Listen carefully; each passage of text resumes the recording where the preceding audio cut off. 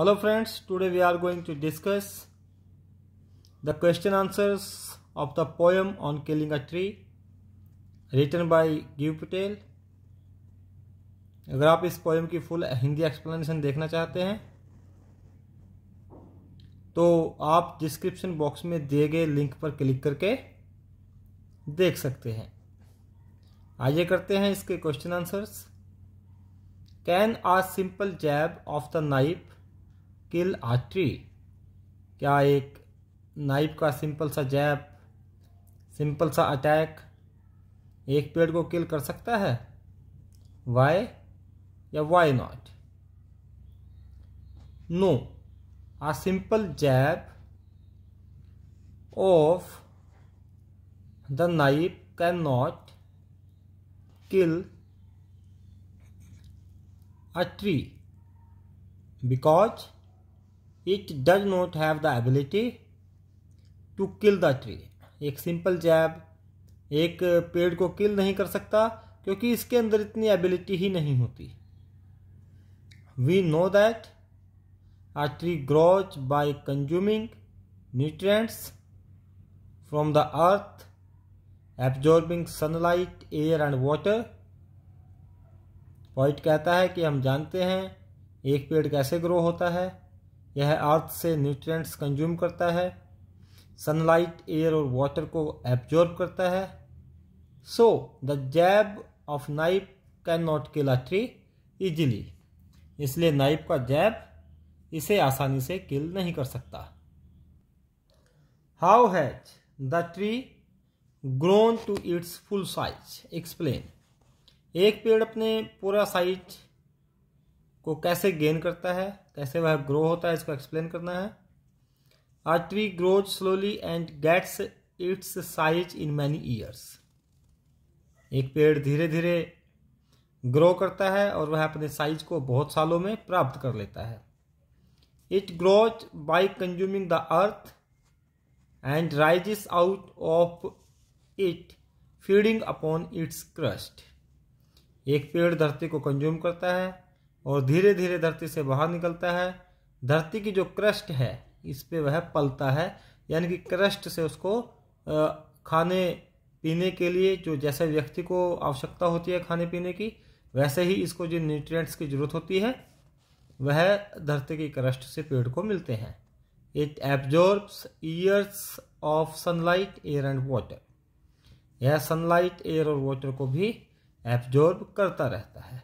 इस प्रकार से एक पेड़ पूरी तरह से ग्रो हो जाता है। आइए चलते हैं नेक्स्ट क्वेश्चन की ओर। What do you mean by bleeding bark? Bleeding bark एक इसमें वर्ड्स दिए हुए हैं, तो इनसे आपका क्या अभिप्राय है, क्या मतलब है? What makes it bleed? क्या चीज है जिससे पेड़ से ब्लड निकलता है? Bleeding bark refers to the liquid which flows out of the tree's bark from its cut place। एक पेड़ को जहां से काटा जाता है इसके कट प्लेस से, क्योंकि इसकी छाल को काटा जाता है तो जो पेड़ की छाल होती है और उस छाल में जहां कट लगता है वहां से इसमें से एक लिक्विड निकलता है जिसे ब्लीडिंग बार्क कहा गया है। The human beings cut and make it bleed. जो ह्यूमन बींग्स हैं, इंसान हैं, वे इसे कट करते हैं और इसमें से वह ब्लड निकलता है जिसे लिक्विड कहा जाता है, कि वह इसका लिक्विड होता है। What is the meaning of the anchoring earth? Anchoring earth से आपका क्या अर्थ है? क्या आपको इससे पता चलता है कि एंकरिंग अर्थ क्यों कहा गया है? It means that the earth supports the tree firmly. इसका अर्थ क्या है कि जो धरती है वह पेड़ को पूरी तरह से सपोर्ट करती है। The tall and strong tree has its roots in the earth. जो बहुत ही बड़ा स्ट्रॉन्ग पेड़ होता है उसकी जड़ें धरती में होती हैं और धरती इसको सपोर्ट करती है। What do you mean by अर्थ केव? अर्थ केव से आपका क्या मतलब है? अर्थ केव किसे कहा गया है? The earth cave is the space deep inside the ground. जो ग्राउंड होता है, धरती होती है, उसके अंदर का एक स्पेस होता है जो बहुत गहरा होता है, उसे अर्थ केव कहा गया है। Where the roots of tree are firmly fixed, और यहाँ पर क्या होता है, पेड़ की जड़ें अच्छे से मजबूती से फिक्स होती हैं। नेक्स्ट क्वेश्चन देखिए, what do you mean by the strength of the tree exposed. The strength of the tree exposed से आपका क्या अभिप्राय है? पेड़ की ताकत एक्सपोज हो जाती है, समाप्त हो जाती है, क्या अर्थ है इससे आपका? The root is the strength of a tree. एक पेड़ की स्ट्रेंथ क्या है? उसकी जड़ है। When the tree is pulled out, जब पेड़ को बाहर निकाला जाता है, its strength that is the root is exposed, तो इसकी जो ताकत है, जो इसकी जड़ है, वह एक्सपोज हो जाती है। What finally kills a tree? क्या चीज है जो फाइनली पेड़ को किल कर देती है? The tree is killed when its roots are uprooted and gets scorched, choked in the sunlight and air. एक पेड़ तब किल होता है जब इसकी जड़ों को बाहर निकाला जाता है और सनलाइट, एयर में स्कॉर्चिंग और चॉकिंग के लिए छोड़ दिया जाता है, यानी कि इसको हीट में छोड़ दिया जाता है, हवा इसको सुखाती रहती है। This process exposes the strength of the tree, और ये प्रोसेस पेड़ की जो ताकत है उसको एक्सपोज कर देता है, समाप्त कर देता है। Now the tree starts dying, अब पेड़ का मरना शुरू हो जाता है। It withers, dries up with the action of heat and wind.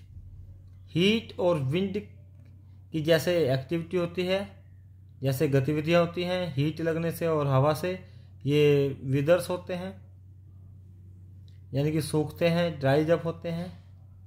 It twists, hardens and finally dies, यह ट्विस्ट हो जाता है, विकृत हो जाता है, सख्त हो जाता है और फाइनली मर जाता है। What is the role of hacking और chopping in killing a tree? एक पेड़ को अगर हैक किया जाए, काटा जाए, चॉप किया जाए, चीरा जाए उसको, तो इसका क्या रोल हो सकता है पेड़ को किल करने में, ये एक्सप्लेन करना है। हैकिंग और chopping, a tree will not be sufficient to kill it. एक पेड़ को मारने के लिए हैकिंग या चॉपिंग सफिशिएंट नहीं है। Though it may hurt the tree, हो सकता है ये पेड़ को थोड़ा हर्ट कर दे, पेड़ को थोड़ा नुकसान पहुंचा दे। It will soon heal and small curled branches will grow, लेकिन शीघ्र ही क्या हो जाएगा, या इसके जख्म को, इसका जख्म भर जाएगा और छोटी छोटी कर्ल्ड ब्रांचेस ग्रो हो जाएंगी। इफ इट रिमेन्स अनचेक्ड, और यदि इसको चेक नहीं किया गया तो जो ट्री है वो क्या करेगा, वो ग्रो हो जाएगा और अपने फॉर्मर साइज में आ जाएगा। जो उसका साइज पहले था वैसा ही साइज इसका दोबारा हो जाएगा। What will rise from close to the ground? Why? Close to the ground से क्या राइज होगा, क्यों होगा? Curled green twigs and miniature buds will rise from close to the ground. जब किसी पेड़ को काट दिया जाता है, जड़ से उखाड़ दिया जाता है, लेकिन अगर इसके बाद इसको अनचेक छोड़ दिया जाए, यानी कि इसको चेक ना किया जाए, देखा ना जाए, तो कर्ल्ड ग्रीन ट्विग्स और मिनिएचर बॉच ग्राउंड के पास से निकलना शुरू हो जाती हैं। Will rise from close to the ground.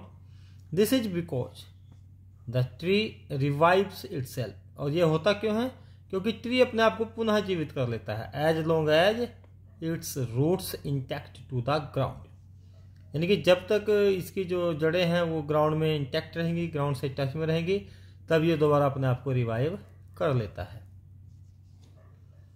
What will happen if the miniature buds are left unchecked? यदि छोटी छोटी जो बॉज हैं, टहनियाँ, पेड़ पौधे की पत्तियां जो होती हैं, टहनियाँ होती हैं, यदि उनको अनचेक छोड़ दिया जाए तो क्या होगा? Here unchecked means left free to grow without any harm. Unchecked का इस पोयम में मतलब है अनचेक्ड का कि पेड़ को फ्री छोड़ दिया जाए बिना किसी नुकसान के। जब उसको उखाड़ दिया, जड़ से निकाल दिया और ऐसे ही छोड़ दिया गया तो उसको अनचेक्ड कहा गया है। If the miniature boughs are left unchecked, जो छोटी छोटी टहनियाँ हैं, बोज ब्रांचेस हैं, यदि उनको अनचेक्ड छोड़ दिया जाए, देन द न्यू ग्रीन बोज या ब्रांचेस, या तो बोज या ब्रांचेस में से एक लिख सकते हैं, will expand and get its former size. तो ये जो नई नई टहनियाँ हैं ये फिर से निकल जाएंगी और यह अपने फॉर्मर साइज में आ जाएगा। What is the most sensitive part of the tree? Tree का सबसे सेंसिटिव पार्ट कौन सा होता है ये बताना है, और वाई क्यों होता है ये। The root of the tree is the most sensitive part. जो जड़ है पेड़ की, is its most sensitive part, वह इसका सबसे ज़्यादा सेंसिटिव पार्ट होता है।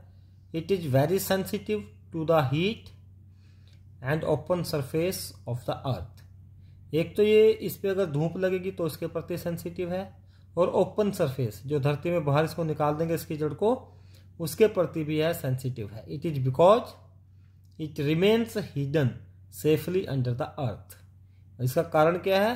क्योंकि यह धरती के अंदर सेफ रहती है और छिपी हुई रहती है, बाहर के एटमॉस्फेयर के साथ एडजस्ट नहीं कर पाती। आई होप आपको सभी क्वेश्चन आंसर्स समझ में आ गए होंगे। आप वीडियो को लाइक करें, शेयर करें, चैनल को सब्सक्राइब करें और मेरे मोटिवेशन के लिए कमेंट बॉक्स में कमेंट अवश्य करें। Thank you, have a nice time.